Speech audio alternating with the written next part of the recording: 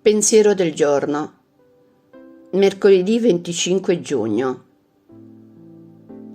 L'amore è fatto di pazienza. Il Signore vi diriga all'amore di Dio e vi dia la sopportazione di Cristo. Seconda lettera ai Tessalonicesi, capitolo 3, versetto 5. Insieme all'amore di Dio, Paolo sottolinea qui, e non a caso, la pazienza di Cristo. È la pazienza di cui Gesù ha dato prova durante la sua vita sulla terra. È la perseveranza con cui ha affrontato tutte le difficoltà, le incomprensioni, le privazioni, le avversità, gli abbandoni. È il totale distacco dalla sua volontà che ha permesso a Gesù di essere un tutt'uno con la volontà del Padre, anche nei momenti più dolorosi della sua passione e morte in Cristo. Come viviamo questa parola? Vedendo in tutto ciò che vogliamo fare un'espressione dell'amore di Dio e la possibilità di amarlo di nuovo.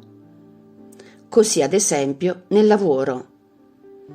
Infatti, quale migliore occasione e quale opportunità è alla nostra portata per vivere l'amore per Dio e per i fratelli?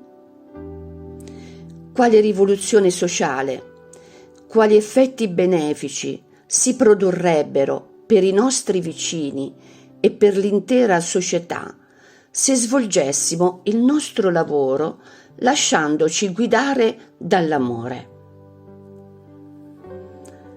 Ma poiché ciò non è possibile senza sacrifici e rinunce, cercheremo di lasciarci guidare anche da un altro sentimento che San Paolo ci indica: la pazienza e il distacco da noi stessi, di cui Gesù ci ha dato esempio. In questo modo l'amore darà senso e pienezza a ogni momento della nostra vita. E tutto ciò che facciamo per amore, come ci assicura Gesù, durerà per sempre. Chiara Lubick, estratti dal commento alla parola di vita del novembre 1992. Ciao! Se ti è piaciuto questo video, metti mi piace, dito in alto, e iscriviti al canale. È libero, gratuito e senza alcun impegno. Parola di vita, giugno 2025. Voi stessi date loro da mangiare. Vangelo di Luca, capitolo 9, versetto 13.